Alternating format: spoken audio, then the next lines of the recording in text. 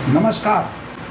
फिलहाल आज रविवार आप सबके लिए हमसे पूछें हम बताएं कार्यक्रम होता है। हमारे पहले साथी हैं जमाल अख्तर जी, इन्होंने कहा सर गिल्टी पर चर्चा कर लें। अब गिल्टी पर किस तरह की गिल्टी पर आप चाहते हैं ये आपने क्लियर नहीं किया है। हालांकि ग्लैंड्स जो हमारे गले में या आसपास कहीं पर गिल्टी बन जाती है, जो नर्व के जंक्शन होते हैं जहाँ पर एक दूसरे के नर्व को क्रॉस करते हैं, वहाँ पर अगर गांठें बन रही हैं तो ये गिल्टी कहलाती है। और इस नर्व को छोड़ने के लिए, छुड़ाने के लिए जो मैंने फार्मूला आज बताया है, आप इसका प्रयोग कर सकते हैं। मोहम्मद अफजल जी कहते हैं कि सर आपका स्किन का फार्मूला C1S5 C7 और G ये बहुत कारगर है। उन्होंने लगभग 20 रोगियों पे अपनाया है और उनको बहुत अच्छी सफलता मिली है। तो मोहम्मद अफजल जी, अगर अब मेरे फार्मूले से आपके 20 रोगी ठीक हुए हैं तो इसके लिए आपको बधाई।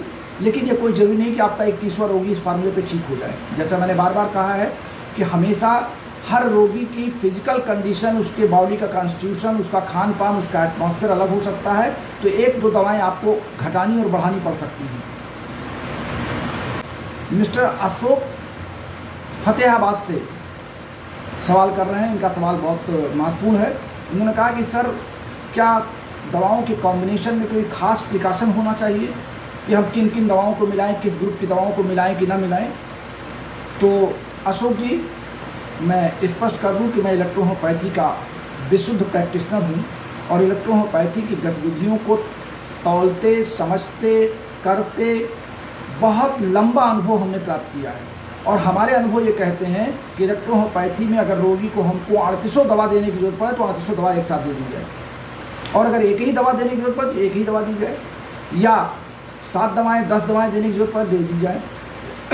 अगर हमारी 38 ही दवा हैं, 38 दवाएं हमारी सिस्टम पर आधारित हैं, हमारे ऑर्गन के सिस्टम पर आधारित हैं, तो जो सिस्टम हमको लगेगा कि इसका ब्रेक हो रहा है या इस सिस्टम का होम्योस्टैटिस बिगड़ रहा है, हमको उस सिस्टम की सभी मेडिसिन को देना पड़ेगा। और रोगी की कंप्लेंट के अनुसार एसेसरी मेडिसिन भी देना पड़ सकता है। तो हो सकता है जैसे मैंने इस फार्मूले में आपको बताया, तो 4 और 3 7 6 13 एक 14 मेडिसिन हो गई।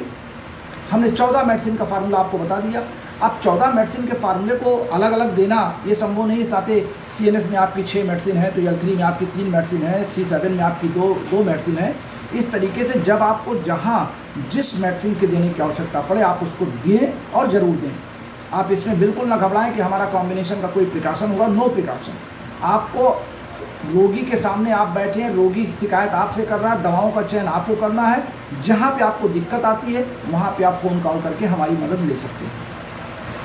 मिस्टर सचिन जी का एक बड़ा अजीब सवाल है। कहते हैं सर 60 साल के बाद लोगों के मुँह का स्वाद बिगड़ जाता है, कड़वापन लगने लगता है, इसका कारण क्या है? अब चूँकि इस तरह का रोगी मेरे पास नहीं आया और इन्होंने कहा कि 60 साल के रोगियों को ऐसा होता है क्या? इन्होंने कई रोगी देखे हैं सचिन जी, क्या आपने कई रोगी देखे हैं? भाई 60 से ऊपर तो मैं भी हो चुका हूँ और अभी मेरे मुंह का स्वाद तो नहीं बिगड़ा है।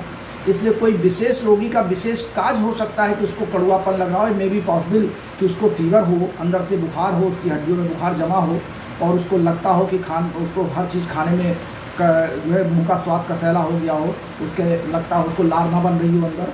अब ये तमाम बातें रोगी से बात करने के बाद, उसके पूरे इतिहास को लेने के बाद ही मैं कुछ तय कर सकता हूँ। फिलहाल अभी इस पर कुछ कहना मेरे लिए संभव नहीं है। मैं इतने कह सकता हूँ कि अगर कोई स्पेशल रोगी आया तो हो सकता है उसके मुख के लार ग्रंथियाँ सक्रिय रूप से ना काम कर रही हों और जिससे वहाँ के हार्मोन्स और एंजाइम्स उसके माउथ में पाचन क्रिया के लिए तैयार ना हो या लार बनाने के लिए तैयार ना हो, तो हो सकता है कि ऐसी दिक्कत उनको आ रही है। अब मिस्टर जितेंद्र सोनी जी,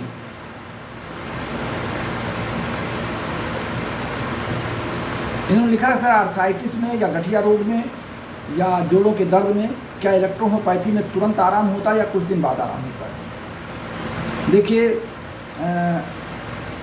जितेंद्र सोनी जी, मैं समझता हूं कि इलेक्ट्रोहोम्योपैथी के चिकित्सक के रूप में आपका ये अनुभव बन चुका होगा कि एक्यूट रोग में हमको तुरंत लाभ मिलता है और क्रॉनिक रोग में हमको 1 सप्ताह से 10 दिन लग जाता है रोगी के रोग पर नियंत्रण करते करते।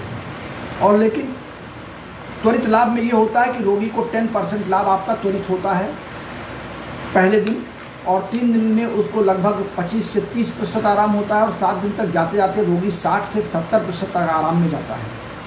तो आप अनुभव करके देखें, रोगी को सांत्वना दें और रोगी से आप उसके रोग से लड़ें। आर्थराइटिस के बारे में पिछला क्लास मेरा हो चुका है, आपने ज़रूर सुना होगा और उन फार्मूलों को आप इस्तेमाल कर सकते हैं। बलजीत सिंह ने कहा है कि सर थैलेसीमिया पर आप चर्चा कर लें, तो इस पर मैं एक क्लास लूँगा, आप मुझे समय दें। मिस्टर अनवर अहमद ने कहा है कि सर ग्लोबुल्स और टैबलेट्स का यूज़ करने का तरीका बता दें। अब टैबलेट के बारे में तो मैं नहीं जानता, लेकिन ग्लोबुल्स के बारे में चूँकि मैं ग्लोबुल्स ही सप्लाई करता हूँ, ग्लोबुल्स के बारे में ही मैं करता हूँ, तो मेरे तो जो ग्लोबुल्स 40 नंबर के बने हैं वो 3 ग्लोबुल्स इक्वल टू 20 ड्रॉप्स होते हैं पेशेंट को देने के लिए। अगर आपको पेशेंट को 10 ड्रॉप देना है तो आप 1 ग्लोबुल्स कर लीजिए, 40 ड्रॉप देना है तो आप 5 से 6 ग्लोबुल्स घोल लीजिए 30 ml में। ये 30 ml का फार्मूला है। बाकी टैबलेट के बारे में मैं कभी कोई चर्चा करता नहीं, हमारे इलेक्ट्रोहोम्योपैथी में टैबलेट का कोई स्थान नहीं है, इंजेक्शन का कोई स्थान नहीं है, इसलिए मैं इस पर कोई विशेष टिप्पणी नहीं करना चाहता। तो आज के हमारे सभी साथियों के सवालों के जवाब मैंने आप तक पहुंचाया और निश्चित रूप से आज का क्लास आपके लिए महत्वपूर्ण रहा होगा। नमस्कार, शुभ रात्रि।